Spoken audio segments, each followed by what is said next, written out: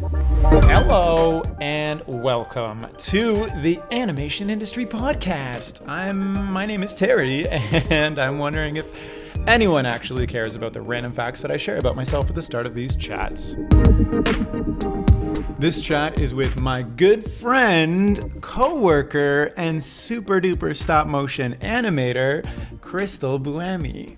I recently worked with Crystal on Ultra City Smith, so I wanted to bring her on this podcast to chat about how she built her stop motion career in Toronto and ended up working at the new Stupid Buddy Studios with me this year, plus her whole experience doing so. Now, besides being an amazing stop motion animator, Crystal is a multidisciplinary artist and educator, as she'll get into in this chat. And fun facts about Crystal, she originally moved from Puerto Rico to Canada when she was 8, and currently, like right now in this chat, she's wearing her power shirt, which she explains in our chat, so make sure you tune in for that. Now, before we jump in, this episode is sponsored by Hue, makers of colorful, affordable USB cameras and animation software for creating, teaching, work, and play. Available from HueHD.com and Amazon, the new Hue HD Pro camera features 1080p image and video resolution, a built-in microphone, and LED lights. Hue's funky, flexible, plug-and-play cameras are easy to use, and they're compatible with any apps that recognize USB cameras, including Discord, Dragonframe, OBS, Twitch, Google Meet, Zoom, and many more. In fact, if you go to YouTube and watch my interview with Crystal, I'm actually using a Hue camera as my webcam, so you can see what it's like firsthand there. Now, visit HueHD.com for more information and follow @Hue Cameras on Instagram or Twitter for news, freebies, and giveaways. And make sure you give them some love because they have been super duper supporters of my podcast for a very long time now. Now, without further ado, let's jump into the chat. Hi, Crystal. How are you? I'm good. Good morning. I'm really excited to be here with you. Yeah, me too. You're actually the first person that I've worked with professionally in animation that I'm chatting with. Really? Yeah, because I haven't really worked that much professionally in animation yet, except for most recently. So let's make this podcast about what you learned about me on the no. Wow. No, but honestly, it's like it's so cool to run this podcast for years, since 2018, and I've chatted with everybody in the industry while I've kind of just been on the sidelines and in school and doing my own thing. And now I'm chatting with somebody that I actually worked with. Like, it's come full circle. So maybe I should just stop the podcast now. Like, I've made it. Over. This is the last episode. Yeah, perfect. But okay, so well, first of all, I guess that we should just say what we worked on together. We worked on Ultra City Smiths together as animators for Stupid Buddy Studio in Toronto, which is really cool. Yeah, very, very cool. Yeah. Okay, so let's talk about you. Tell me, besides being a cool stop motion animator, like where did your journey begin in animation? Yeah, so my journey in animation actually started when I was studying at Ryerson University. I went for radio and television arts. So my dream before I went to university was to be a red carpet like journalist, like be at like the Grammys and like all this stuff. And so when I first started, like in high school, I actually did like local TV reporting and stuff like that. So when I went to Ryerson, I was hoping that I would be like on air. And in my first kind of semester, I took studio, and instantly I was like, ooh, like I don't like kind of being on air. I felt like you didn't really have as much control. Everyone else is kind of telling you what to do. And I was like, really being like a director is maybe more what I wanted to do. So I kind of shifted. And then they kind of make you take all of these other streams so you can explore like, radio and audio and digital media. And my first impression of digital media was like terrifying because we had to learn Flash. And I was like, this is horrible. Who would choose to do this? Like, really didn't like it. And so after my first year, I had a little bit of like an existential crisis because I was like, instead of running away from like graphics and animation and all that stuff, like I feel like that's kind of like the future. Like I don't know if TV and studio is the future. And so I forced myself to take another kind of the intermediate level. And I had this amazing professor, and she was very like experimental in her work and did a lot of like installation work. And she brought a guest speaker from the National Film Board in one of our classes. And so there's this, person from the National Film Board, and she's talking about Nolan McLaren and talking about, like animation underneath the camera and using film and all this stuff. And I was like, what is this world? I was like, just so impressed. You were like, I can control everything. I can control You just everything. want to Like, control everything. totally. And also just like, it could be a small like team. Like I can do this in my little tiny studio apartment. Like compared to kind of like a large studio environment, I was like, this is really interesting. So I kind of started doing, kind of frame by frame experimental animation from that point, like second year university, but I always did it a bit as more like a hobby. Like I always still thought like there's money in like TV and graphics. And so that's kind of the route that I ended up doing. But even for like my kind of final film and everything, like I always tried to do as much like stop motion work as I could. Yeah. And then after graduating, I did it more as like I did kind of random music videos and stuff like that. But then I started kind of going into live TV. So I ended up doing graphics and sports broadcasting. And then I landed my first kind of big gig after university with Bell Media with a news panel called Business News Network, BNN. So it's like 12-hour live news channel about like international business, which I like at that point was like, had no idea about, but the graphics were like very simple. It was like a lot of like bar charts and graphs and kind of, like lines kind of like showing different growths and stuff like that. So it was like a cool gig for like my first, out of university. It was like salary, it was benefits. I was like, hey, like I made it. Like I don't have to worry about work. And I was a one woman kind of department. So I was responsible for like a lot of content, and I was the liaison between creative agency and my channel. So it was like a really great opportunity. But little did I know before I got hired, here we go. the graphics department was actually 4 people. And so they decided to, because it was a time where actually TV was like downsizing. It was like when I graduated, it was like one of the worst economic times in the industry. And so they downsized to 1 person. And I was this like young, eager, like animator and graphic artist. And so I like took everything on. But slowly they went to from 4 people. They were like, you guys suck. Crystal's good. You guys suck. She'll figure it out. She's young and eager. She can do it. And I was like, I totally was like, yeah, I can do it. And then I would slowly hear like, oh, it's crazy how much work you do, because there was like 3 other people before. And like, I started hearing all these things. I was like, this is strange.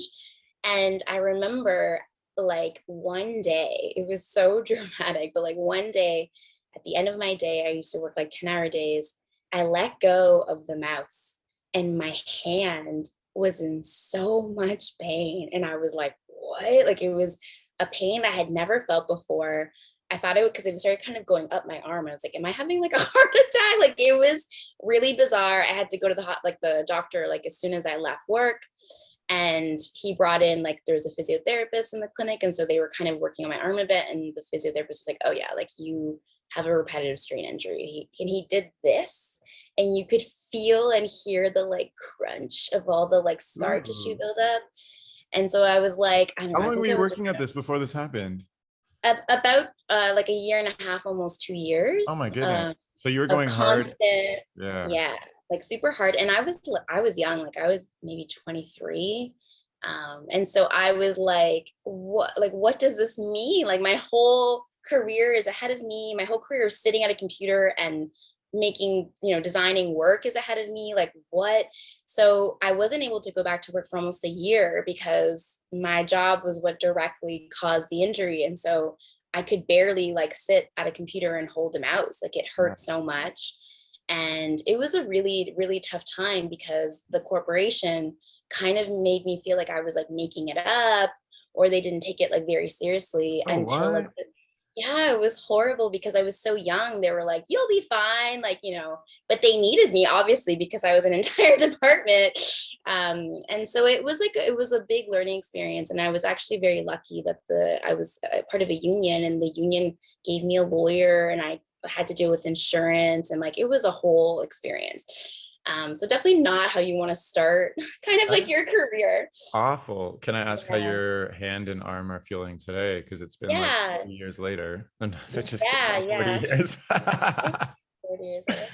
I mean, I have a bit of chronic pain from it. I think I'm always going to like have pain kind of in my right arm, but because I kind of went through so much, I learned how to kind of like deal with pain and kind of like how to do stretches but I basically can't really do a job that would only be kind of like sitting at a computer for, 10 hours a day Yeah, every day, totally. which is, Um, I think actually like made me think like, do I even really want to do that? Like, so it really made me kind of like think about, what do I want to do if I'm going to kind of like kill myself for a job? I really think it should be a job that I'm like passionate about, that I feel proud of. Because at the yeah. same time, like when you're working in a big corporation like that, like it's not about quality, it's just about quantity. You're just kind of spitting things out constantly.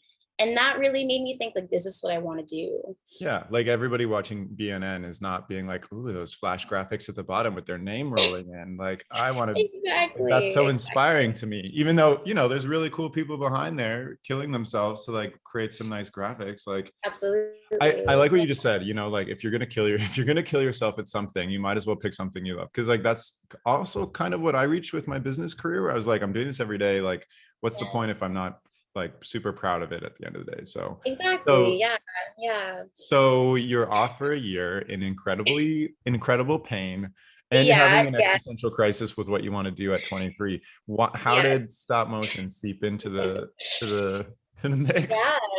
So right before I kind of stepped into this job right after graduating, I actually did a residency in Spain, where I did this kind of experimental documentary. There was like live action and stop motion. And when I went there, like it was just outside of Barcelona, and I just fell in love with Barcelona. And I fell in love with how I felt when I was there. Like I felt very creative, felt very inspired. And so when I was kind of dealing with this whole experience, I decided like I think stop motion or at least animation is like what makes me feel good, and I don't know what future I have with that, but I think I need to figure it out because every time I was working on something with stop motion, I always was like, how can I make this my career? Like I'm so happy, like like it's just like it was kind of in your body. You feel like it feels right. And so there is this master's program in Barcelona at the Design College of Barcelona, which is an amazing school that does a master's in animation. And so in this year that I'm going through hell, I was like, I need to really like turn it around and do something 100% for me and just kind of like dive into it again. So that's what I did. So I kind of when I finally was feeling better, I didn't really need like, to be on disability anymore. I like quit my job and I never went back, which felt amazing. And then I did a year at Sheridan because I felt like I needed had a really big technical background, but I didn't Yeah. have a lot of like fine arts background. So I did a year at Sheridan and then I moved to Spain and I did my master's and it was the best decision of my life. And yeah, this is where I created a chair there, which is like my first kind of like maybe more professional level film because my kind of stop motion film in university was not. It was very, let's say, experimental Okay. in nature. Okay, so I was gonna ask you like what Yeah. made you so when you decided, I want to do stop motion with my life because I feel alive and I feel like Yeah. proud of my work and that's amazing. What made you feel that you needed to go back to school to learn more about it versus like Yeah. look for a Like doing job it on my in own. stop motion Yeah. or kind of doing it on your own? Yeah, I think it was so I'm the type of person that like there are some amazing people that like are very structured and are very disciplined and they say like I'm going to teach myself Uh-oh. certain skills, but I am not that person. I feel like I need kind of like the school structure, I need like deadlines and I need like the time. It's just how I am. And so I felt like I was missing just like a little bit more. Like really my stop motion was just like that one or two classes from that workshop and then everything else was self-taught. So I just felt like I didn't really know how to make puppets, I didn't really know how to move puppets, I didn't really know like the full extent of stop motion, I Yeah. only kind of knew very basic principles. So yeah, so I did. It was a very, very intense, like a year and a half of my life, but it was amazing. And then I moved back, and I was like, okay, like now, kind of like what do I do with this? And I actually had my first stop motion job was a toy commercial, and that's where I met Bill. Wait, Bill what, like, Allison, so you moved back to Canada and Canada. you're I moved back just to like Toronto. sitting in your apartment being like, I feel great. And then a toy company is like, hello, knock, Hey, knock. hi. Like, how No, did that so happen? How do you go so like, when I got back, I went through because I felt kind of like I have to justify that I just kind of like took this time off to basically invest in you my spent career, all this money living all in this money. paradise and doing stop Yeah. motion? I need to justify this somehow. Okay, so how'd you Just do that? so I came back and I just went nuts with cold emails. Like I just Mm, basically like contacted all of my contacts from like, film and TV industry and just said, do you know anyone or any small companies? I was really looking for like small little production studios. yeah. And I found one in Toronto called Saved Ground, which is basically a one man like studio. And he mostly did live action and stuff like that, but he also did like a tiny bit of stop motion. And he said he was actually from Niagara, and I was after I moved from Puerto Rico, I was from Niagara, so he had this kind of little connection with me, and he was like, hey, the next time I have a stop motion gig, like I'll definitely reach out. So he did.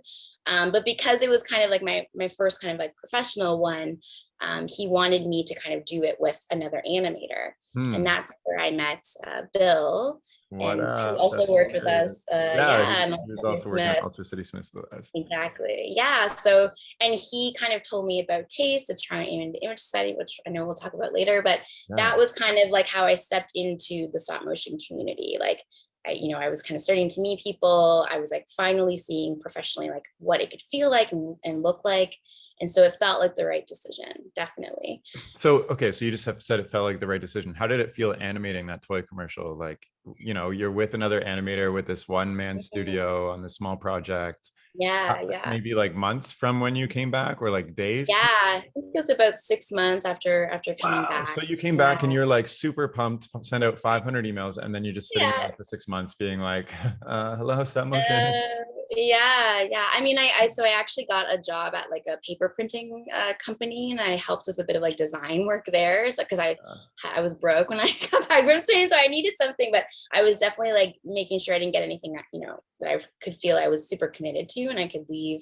And So when I how, had so to, how did it yeah. feel working, moving, pushing those toys around frame by Yeah, frame? it felt amazing, and it was Yeah. really funny because so it was like me, Bill, and the owner of the studio, and then a few other people that were like from more of a live action background, and it was their first stop motion commercial, and they had no idea like how to shoot stop motion animation. And Bill and I instantly kind of connected because it was like we knew kind of entering into this world of stop motion, like we're very niche, like only certain people kind of really understand, and then how to shoot it. Like it's like one thing understanding, oh, I move an object, one photo at a time, but how to wrap your head around, okay, so how do we go about shooting this? And we kind of told them that we have to shoot in reverse because they wanted kind of the commercial to end with this big reveal. It was like a kind of like a transformer type of car that like opened up and had all these parts. And so they were like, oh, so we'll shoot this one. We're like, no, like we'll place it exactly how you would like it, and then we'll shoot in reverse. And they were like, what? So it felt really cool. Like I had this like secret knowledge. And it was, yeah, I really liked that, definitely. So you do you think you could have gotten this job and had that secret knowledge without going to school? I don't think so. I think that master's and even like Ryerson, like kind of what had, kind of what brought me to that point, I Yeah. think is what made this kind of producer take a chance on me, because he was like, well, like, he saw kind of the work that came out of my master's and stuff from before, that he was like, okay, that shows it.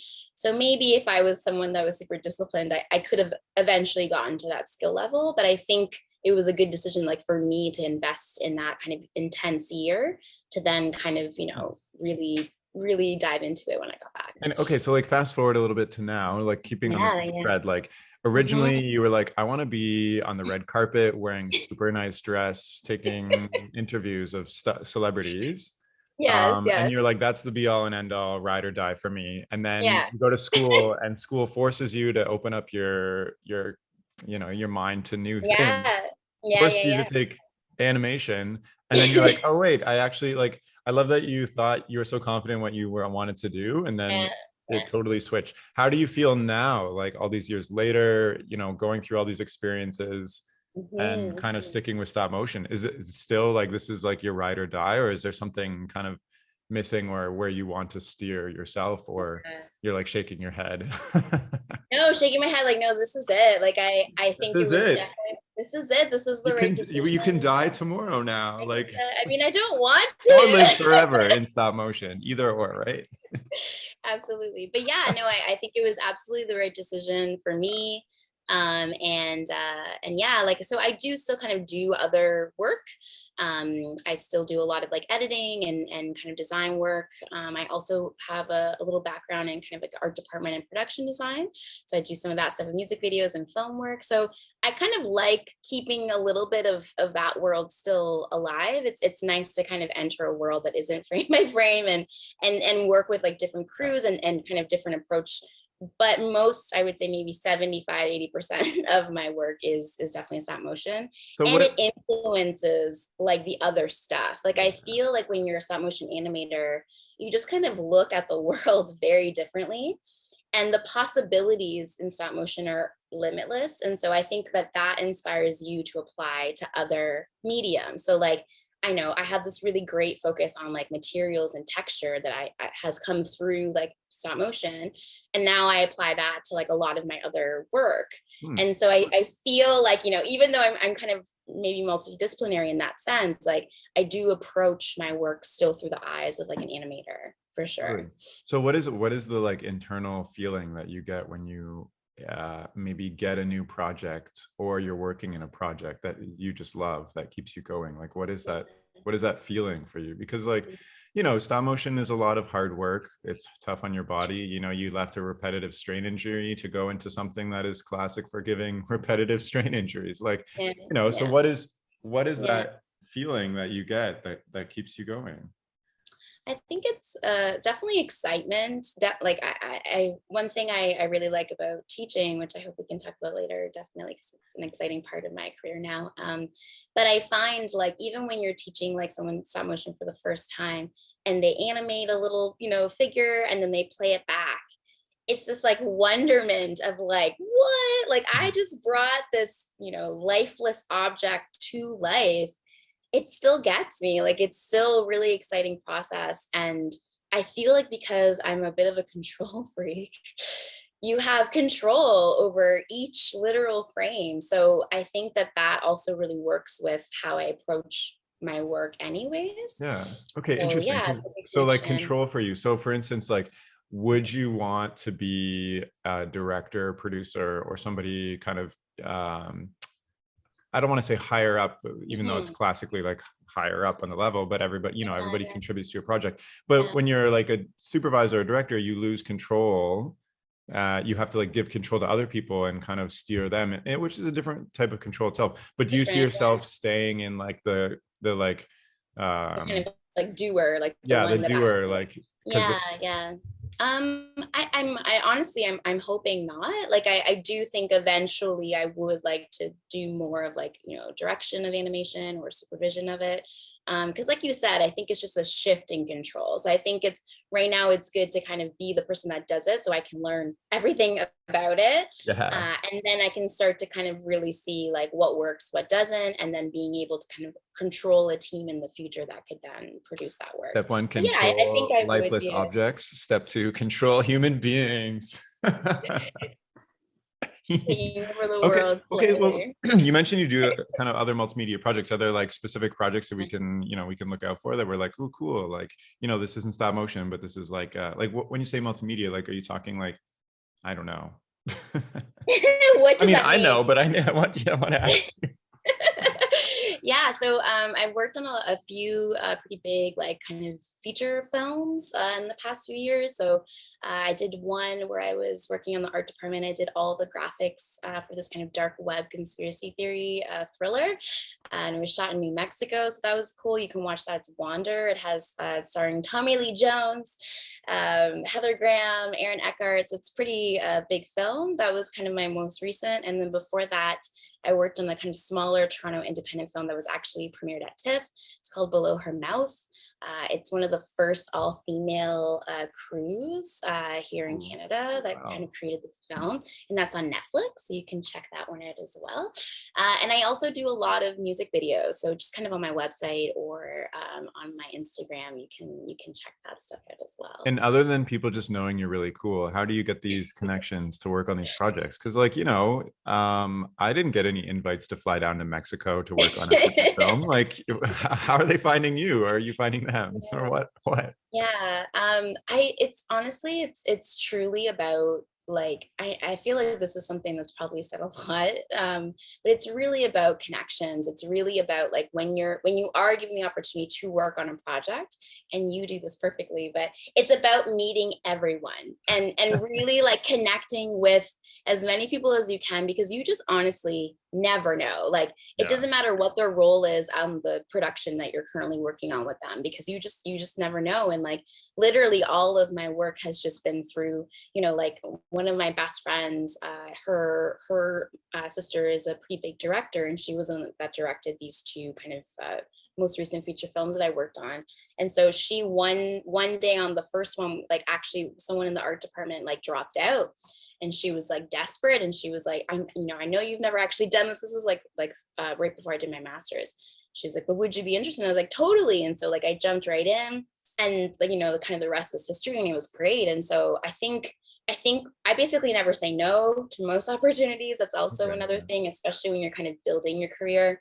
It can be exhausting, but it's totally worth it, because now I've kind of reached a sweet spot in my career that I'm not having to send these kind of desperate cold emails, that I feel like there's enough work kind of, like, coming through, which is a wonderful point to finally reach, for sure. Yeah, I feel like the desperate cold emails is like a classic turn in everybody's kind of story, where you're like, I've decided. I feel like the steps are: decide internally that this is something you want to pursue, and then scramble as much as you can to, like, figure out how to do something for money. Yes.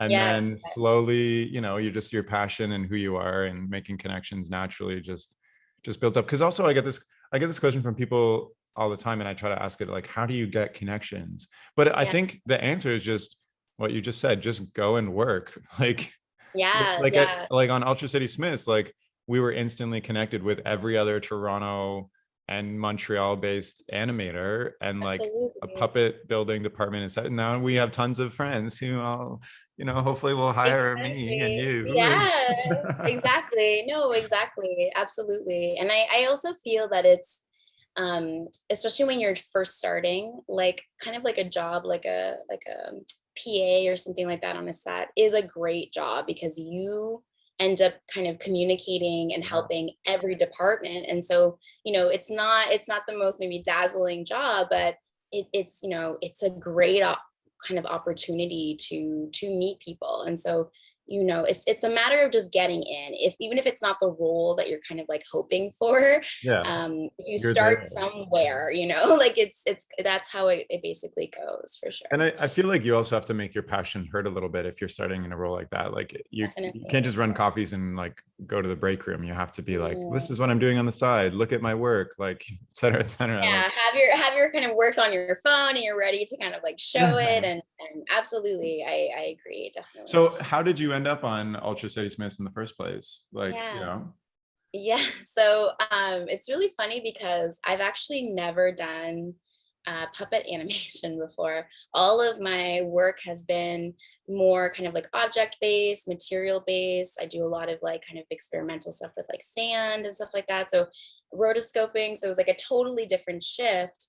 But so through Bill, who I'd mentioned before, that I met on my first toy commercial, and he told me about TAIS, the Toronto Animated Image Society, and I highly recommend anyone that is Toronto based who wants to get into animation, whether it's stop motion or 2D, or to connect with TAIS. It's such a special community, and honestly, for me, it's been a huge key kind of role of my career. Like, it's opened a lot of doors for me. And so Evan DeRucci is the president of TAIS, and so I met him through over the years working with the organization. And last October he sends me this, because we had never actually, we've only worked together on, like, workshops and kind of organizing events. We never actually worked on a production together, and we Right. talked about how we should. In background, Evan co-owned a studio, a stop motion studio, Yeah. stop motion department. Promotion department. Yeah. And his work is always amazing. And anyone that had worked with him, so I met like Hazel through that, and like anyone that worked with him was like, he's the best mentor, like all these things. I was like, I want to work with him. And so last October, he sends me this hilarious email being like, I don't know if you want to do this. I don't know if you're up for this adventure, but this is kind of the deal. And he's like, so we're kind of running this animation boot camp for animators in the city who either have had a little bit of puppet experience but haven't done it in a while, or like don't have any experience. And it's like a 6-week kind of intensive training program.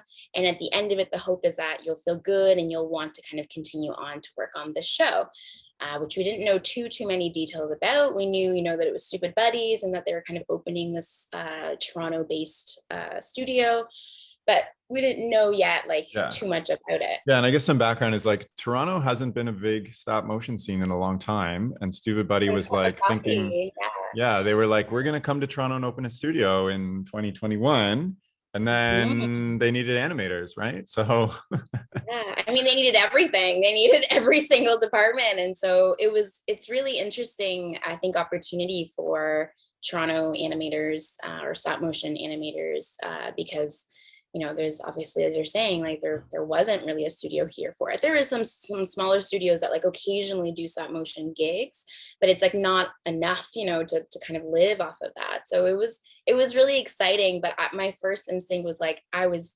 terrified because I knew, like, when I did my master's, we did like about a couple weeks of kind of acting, and I was horrible. I did not understand. Like I feel the same like when I went to Sheridan and we had to do like kind of, what's it called when you do like life painting, like still life. Yeah, and they're like, recreate this bowl of fruit. And I was like, what? Like, but like, why? Like, if I'm gonna recreate something, like, shouldn't I put a cool spin on it? Or like I just never understood recreating real life. Like I just, that's not like, my cameras approach. Like it's like Exactly, like take a picture. Like I don't understand. I don't need to learn how to paint this. Exactly. So I felt very similarly with puppet animation. But Evan is such an incredible mentor and animator and professional himself that I was like, I trust him. And I think it's worth, even if I just do the 6 weeks of kind of intensive animation. Oh, so you weren't sold. You were like taking this kind of as like, I don't know if I'm gonna like this, but it's a cool opportunity and like, wow. Yeah. And so I basically felt like as an animator, I couldn't say no, but I also was teaching. I had like really intense teaching schedule. So it was a very difficult time to kind of like organize my schedule. I actually had to leave every day an hour early so I could rush home and teach my evening class. So it was a pretty crazy time.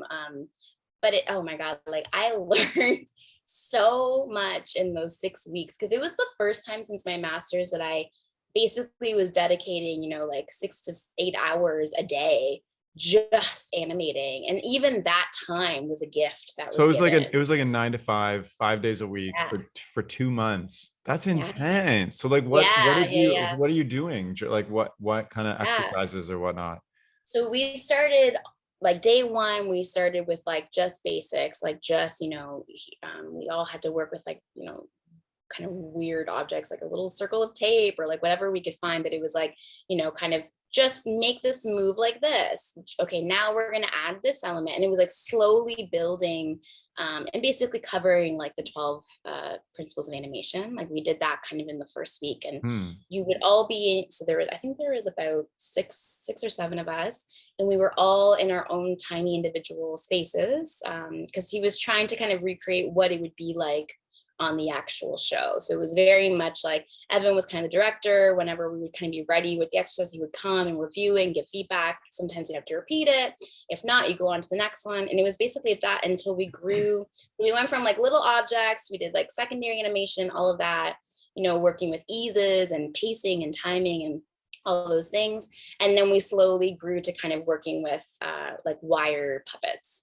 And so we were kind of working with that. And then we did walking cycles for 2 solid weeks of just walking. And then all the puppets were slowly breaking, and Stupid Buddy sent us, I forgot what the show was, but they were puppets Super from like a Mention? previous,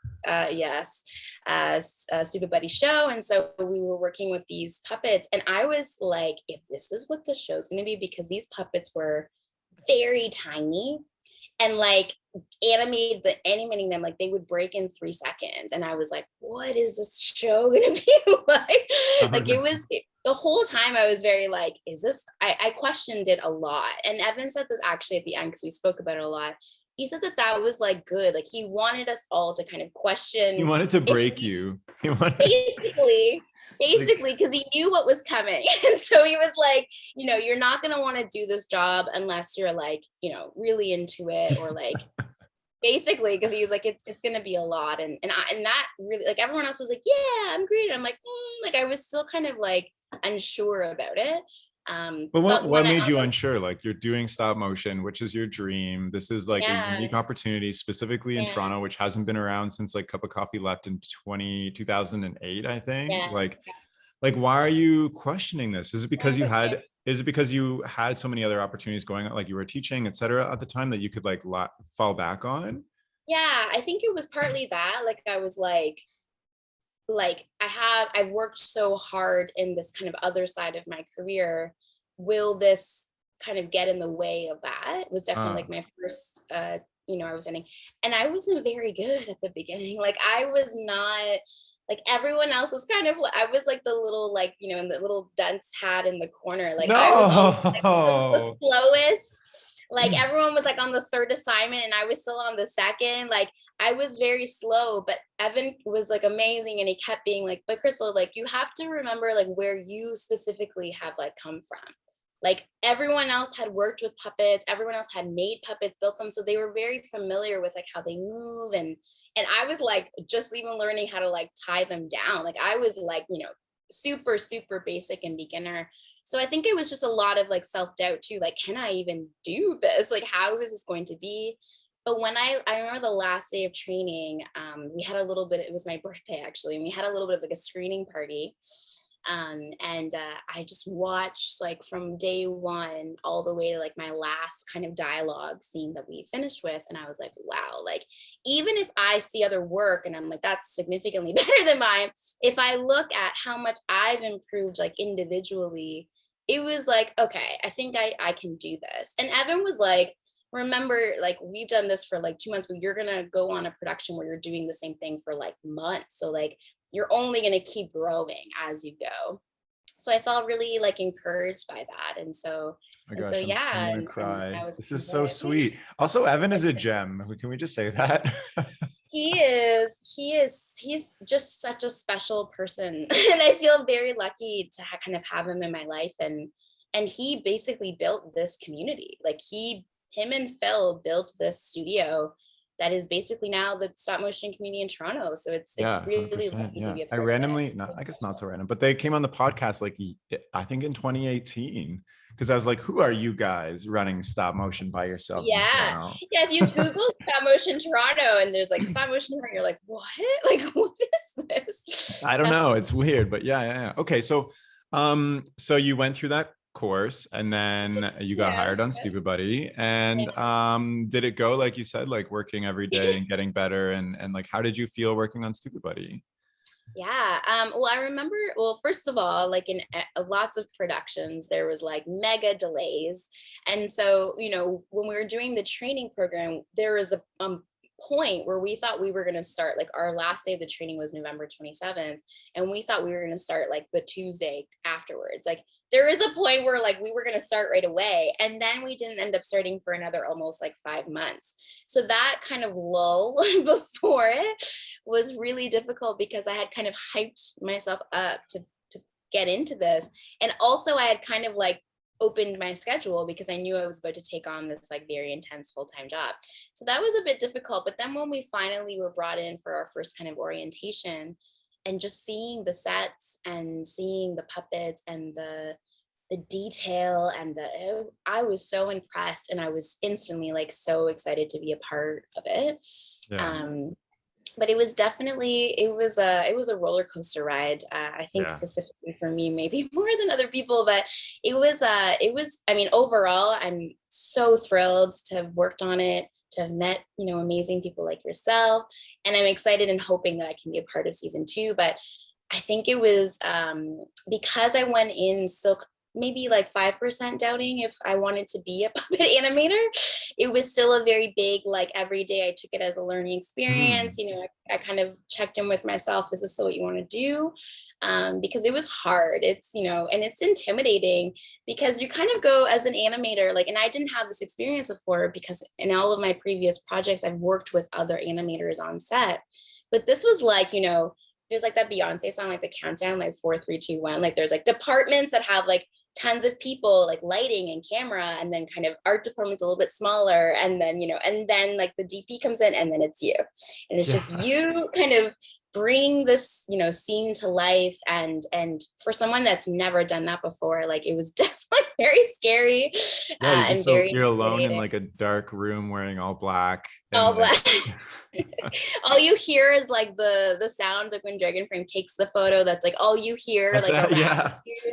And you're like, are there people here? Like, it's a really bizarre, kind of transition into the world of it. But in the end, like, I think you would like ask me like, what are things that I learned? So definitely in terms of like animation skills, I would say I learned like everything. But I think the biggest thing was, like, subtlety. So like the style of Ultra City Smiths was like very cinematic, very real, like, kind of as realistic as possible, and very, very subtle. And when you're studying animation, you kind of study, like, one of the principles is literally exaggeration. Like, it's like kind of, bigger than life and like a bit dorky and quirky. And so, like, that's kind of what I applied to it. And instantly, like, the director was like, no, no, no, no. Like, whatever you think is going to be subtle, like, do it even more subtle than that. And so, like, that was a huge, Your whole thing is like, I don't want to copy real life. And then it's like, yeah. oh wait, okay. But make it even less real life Make because it it's like basically subtler. don't move the puppet, and you're just like, what?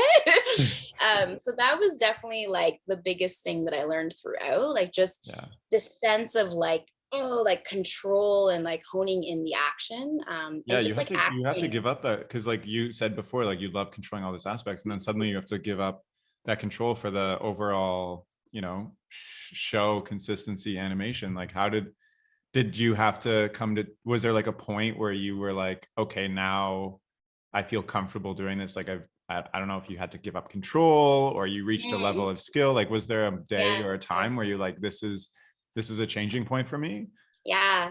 Yeah. I think my biggest changing point was I had done my first kind of longer. So it was really funny because, I was kind of given, because I was definitely like one of the more junior animator levels. And so I was given a lot of these kind of close ups it's more of like reacting moments, like, like a blink and a tilt or a head nod or these types of things, where it's really funny because I get that that is like maybe in terms of action, it's the most like the simplest.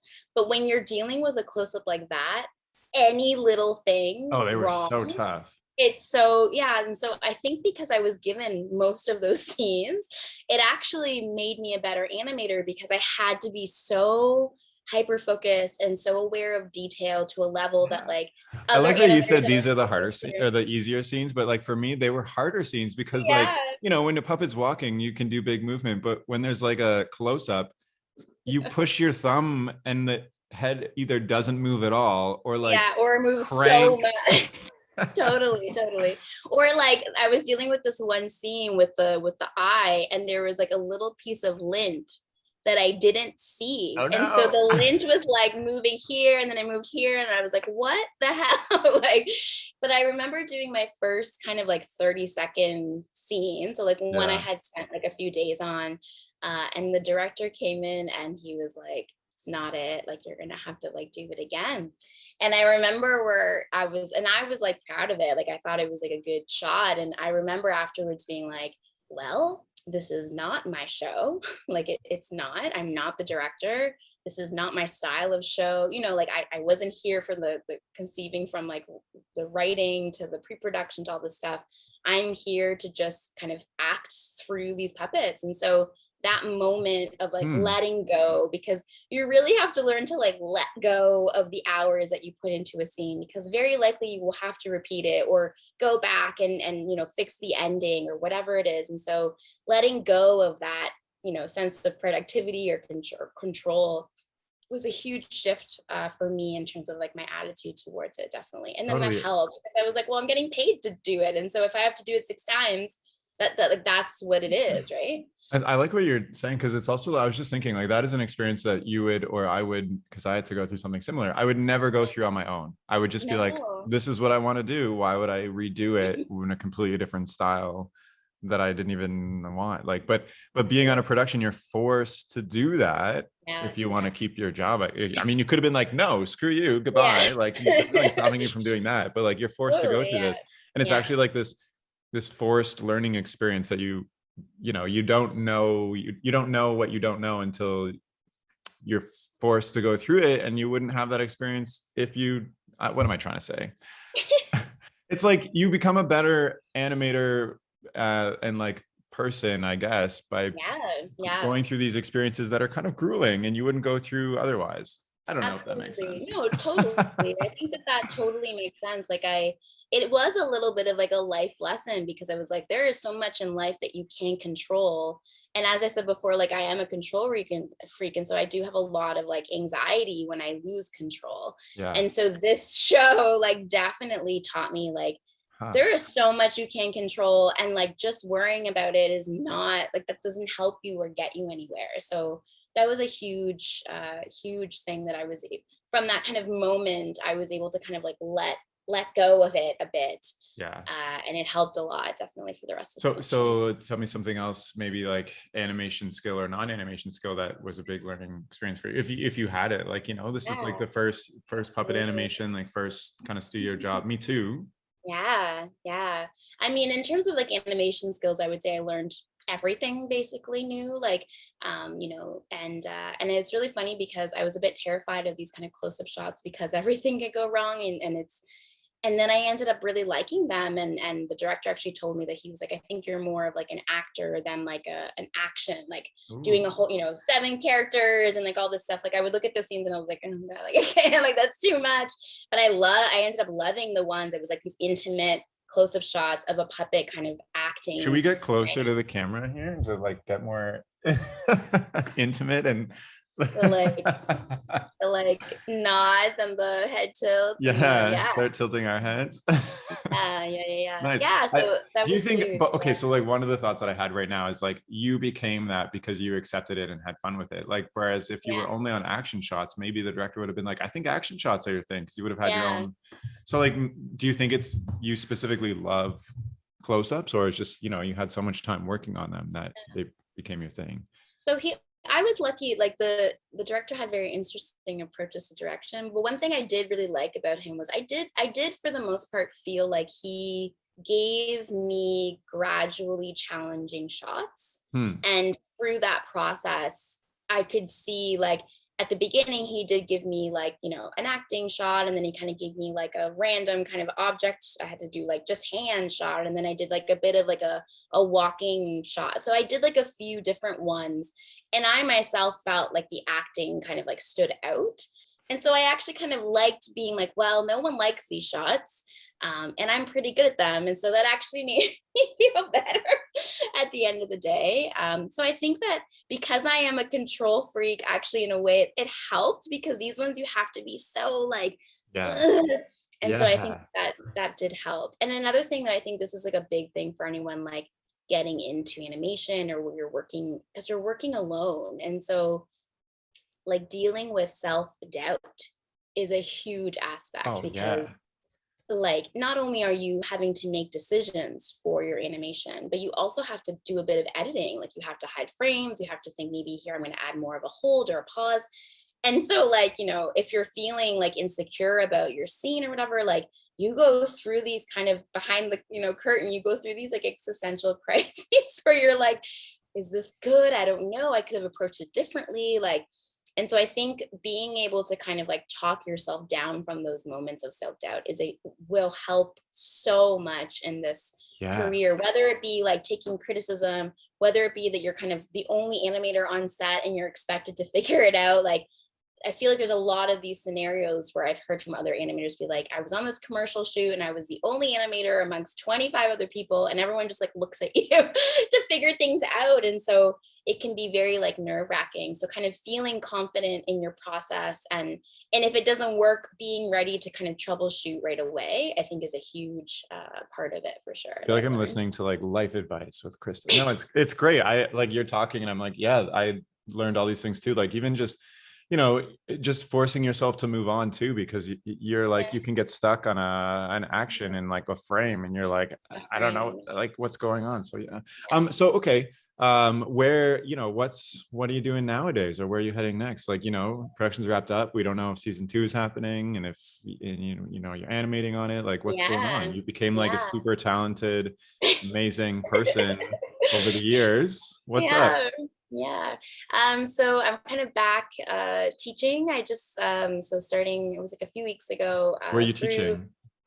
So I'm teaching online right now because of our current situation in the world. So I'm teaching. It's called the Animation Project, and it's with animators or participants, artists that are 55 plus. So kind of focusing on our elders, and it's a 12-week program. So they're starting animation for the first time? Yeah. Oh, nice. Yeah. Wow. So Yeah. curious, like what compels somebody at 55 plus to be like, I want to start animation now? Yeah, I mean, so I find that so curious because, you know, as you get older, it gets harder to kind of learn new skills. And so a lot of them, I mean, definitely how we started the program last year when COVID like really hit, our biggest thing was just to kind of engage this age group because they were the most isolated. And so like just even creating a virtual community for them to like every week connect with. So that was kind of the main goal. But now kind of doing the second iteration, like we have these artists who a lot of them have some form of art background, whether they can draw or paint or sculpt. There's a few kind of like video creators. All of them just think that stop motion is so cool, and they think that it's like an interesting medium that they want to tell stories through. And I think that that is so beautiful. Like if I can give them those skills that we can now have their voices heard, like it's really, really powerful. Oh my goodness. That's so cute. So what are you teaching them? Is it like 12 principles of animation type of stuff, or like? Yeah. So I mean, because kind of the end goal is that they're going to end with their own 1 minute film. 1 minute film? Yeah. Wow. So how long is this again? It's 12 weeks. 12 weeks, yeah. Program. Wow. So I'm also teaching like filmmaking kind of as well. Like, so they're also going to be learning like how to do sound for animation and how to edit and kind of put title and credits and that kind of stuff as well. And so, yeah, we kind of started with this year, we kind of added the ABCs of digital literacy. So that was kind of our first class where we talked about like, what are some terms that we're going to use in this kind of digital platform, getting them comfortable with Zoom and kind of emails and Google Drive and all that stuff. And then the second class was like, I made them all bring like popcorn and stuff, and we had a screening, and I showed them like tons of short films that showed like just like the range of frame by frame animation. So like they saw everything, and their little eyes, like when they were watching it, they're like, their little eyes. Crazy. They were so excited. It was so beautiful. I want to join this. This sounds so cute. Yeah, basically, this is the class I wish I could have taken like, when I was younger. When when you have to be 55, when you were younger, you have to age. Come on. And then we started getting into principles. So I always start kind of with like the notion of timing. I think is like a good place to start. Like, you know, the idea of like, if you want an object to move quickly, like how many frames you do that in, and that kind of stuff. And then this week we're going to get into the rest of kind of the principles of animation. So we're going to do like a bouncing ball and little things like that. And then we get into storyboarding and story development and then, you know, sets, and then kind of how do you animate your characters. And then the rest of the time is really just supporting their animation process. And we have a few guest artists session, and one of them is actually Marty, who is going to be doing a bit of like a sets workshop with them. Oh, cute. So yeah, so it's really really fun. It makes me feel really good in my heart in a way that like production does not. Like production is so like it's such a grind, and at the end of the day, you're like, what is this job? Like I'm just I'm bringing these weird puppets to life. Whereas like teaching, I find like fulfilling in a very different way. So yeah, so that's what I'm kind of doing that right now. I'm also moving, so I kind of have to figure out my new studio space in my new apartment. And I'm also working, so there's this all-female music festival called Venus Fest, and they partner 5 international musicians with 5 international artists. And so I'm going to be making all the visual or kind of like video work for this performer for the Wow, festival. that's so So I'm cool. working Oh on my gosh, that. you're so busy. What the heck? I know. And then I'm also working on another one, but I'm hoping this is going to be a slower process, but it's a feature film documentary. They're called Take Action Film, and they do a lot of kind of like historical documentaries or kind of like, political science. And so this one is about the Bikini Atolls, which is in the Marshall Islands. And it's these group of islands that basically the US government took over in the 60s and did a bunch of like nuclear kind of testing.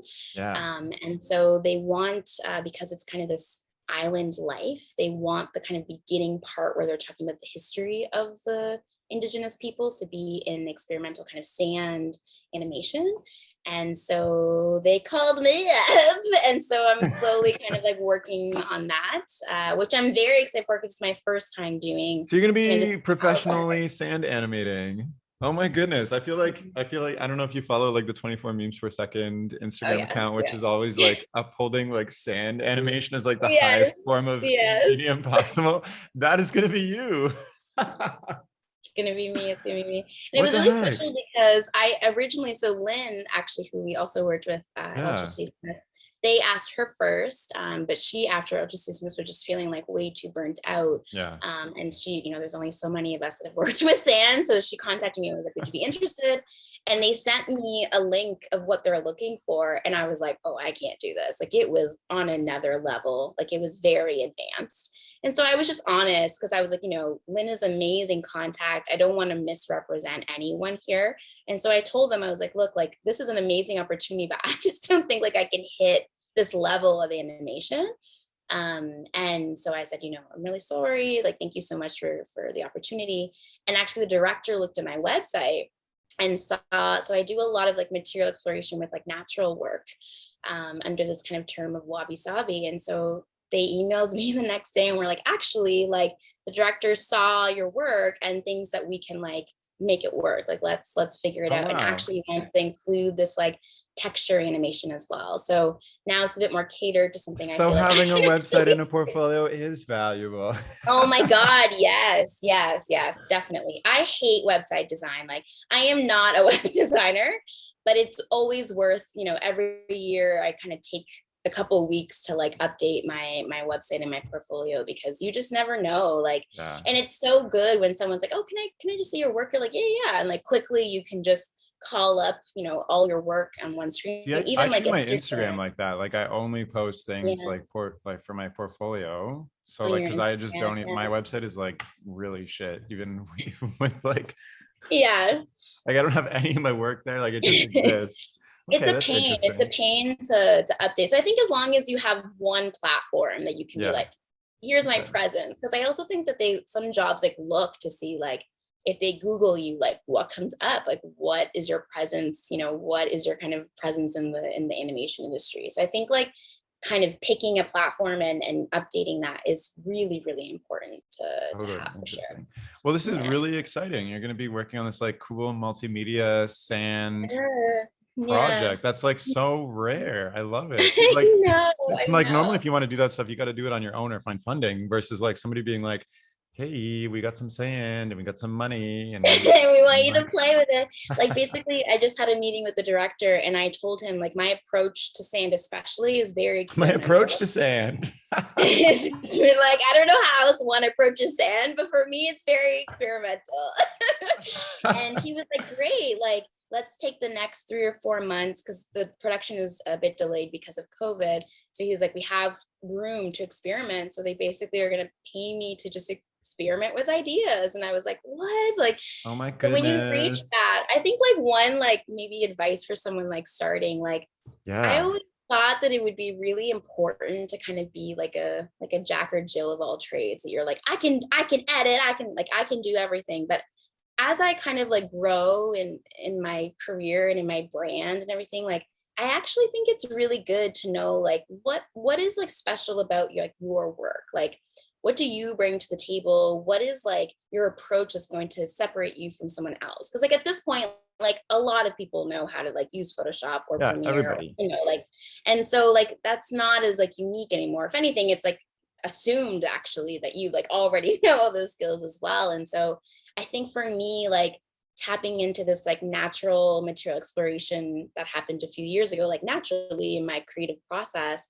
has now opened this door of like, well, like I actually don't think a lot of people do what I do. And so Agreed. that's been like kind of shifting or embracing this has been amazing part in my career now for sure.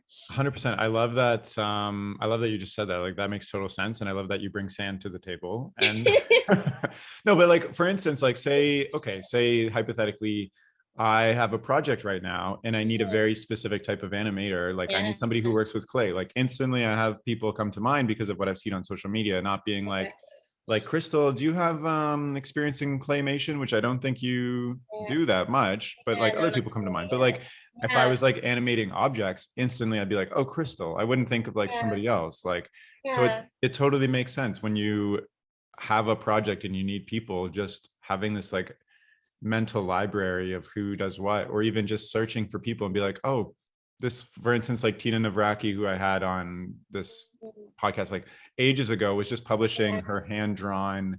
animation to her blog, and then Cuphead was like trying to find hand-drawn animators, which Yeah. nobody was doing at the time because everything was digital, and they just randomly found her and were like, hi, can we like ship you a printer and a scanner and you like do this for us? And so like, Yes. yeah, Yeah. putting your unique thing out there is totally valuable. For So sure. yeah. But I think it takes a while to, I mean, some people are lucky and they know right away like what that skill might be. But for me, like, because I kind of had in my hands in so many different, you know, outlets, I think it's like it took a little bit to really realize like what was my approach that was going to be unique.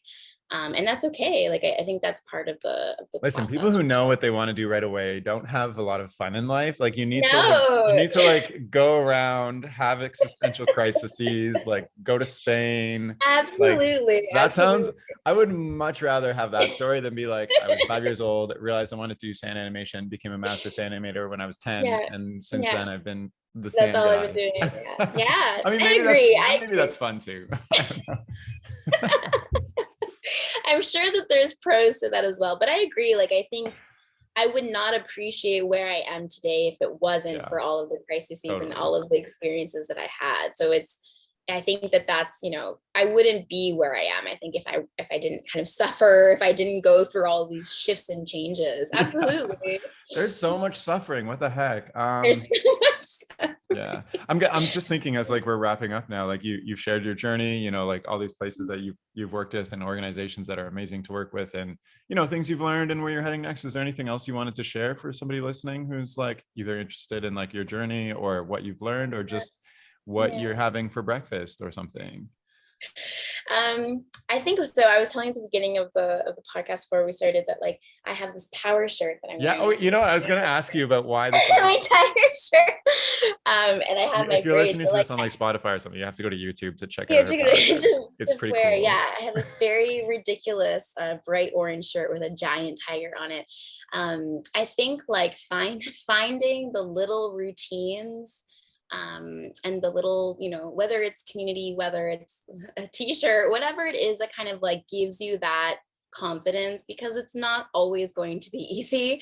And it's definitely like a career that is not for like the faint of heart. I say like you have to have, not only do you have to have patience when you're actually in there animating, but it's tough. It's tough to kind of be a professional artist in a sense. And so I think finding these little routines or little, you know, quirks or things that can kind of get you through that is huge.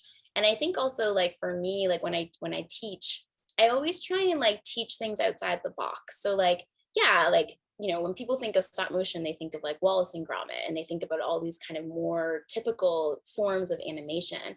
And I've always thought like, yes, there's that, and that's amazing, and I respect it, and I think it's incredible that we can use those materials. But what else can we do, and what else can we bring to life? And I feel like that approach has opened these doors for me. So I think like for those that are maybe frustrated or maybe like figuring out what their kind of niche is, like be open to like no maybe rules. Exactly. Like if the medium is limitless, then your approach to it should be as well. Totally. I love that. Can I just ask you why you're wearing your power shirt right now? Because I'm exhausted and I could barely wake up today. So I put it on. I was like, I just like need a little power to get through this day. I've been like moving, so I'm like, my body's tired. Like, so yes, it wasn't because I didn't feel like I could get through the podcast, but more like to get through my life in general. No, I just love this. Like, I don't think I have anything where I'm like, I'm gonna do this tiny routine just to remember this is who I am and that I'm great or whatever. Like, I love that. I'm already thinking like maybe there's like, I don't know, power shirt or like a set of earrings, or like, I don't know, just something that I put on where I'm like, this is a reminder that I'm like, this is who I am, and I can do this. I had one of my first mentors. I worked at MTV as an intern, like was one of my first jobs. And he was this like German man. He was super, super tall. He was like 6'5" or something. And he always wore tiny scarves, like the tiniest scarves. And I was like, what is this? And he said that it's like it's like, I don't know. It's just like these things that you like do in your day to day that become a part of you. And I don't know if it's like a security blanket, but it's definitely like, it's like this thing that like helps you kind of give you a little oomph when you need it. So, my gosh, yeah. I love that. Maybe you have tiny scarves you can wear. I'll think of something. I like this idea. I'm gonna think about this. I'm sure there's stuff I even do without even realizing it that I for sure. Yeah. Cute. Well, is there anything else you wanted to share as we're wrapping up, Crystal? No, I think that's all. Oh my goodness. Well, thank you so much for coming on the chat. It was a pleasure to hear everything that I haven't heard before, which was nice. Like we're friends, but I don't grill you on like, what did you learn in animation? Like when we're having lunch. No, definitely. I really appreciate you having me, and I appreciate you just having this podcast. Like I feel like when I was starting out, if there was something like this type of resource, or just feeling like there's a community of other people that are going through similar things, like it helps a lot. So, thank you. I mean, that's a big part of why it keeps me going. Like, so thank you so much. Yeah, well, in a way, this is your power shirt. Oh, my podcast is my power shirt. Yeah. Like, what is your power shirt, listener? Okay, well, thank you so much. And if you're listening and you want to reach out or contact Crystal, you can do so by checking out her website and her demo reel, which is on her website, and maybe hire her for some sand animation, which is, I hope I say your last name right, cristalbuemi.com, buemi.com, or check her out on Instagram, which is crystalclear_, and I'll include both those links in the description of this chat. And thank you so much for listening. That is all for now. Okay, bye.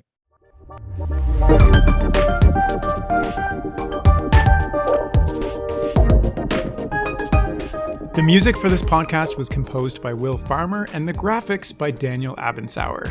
I encourage you to look them up if you enjoyed their work.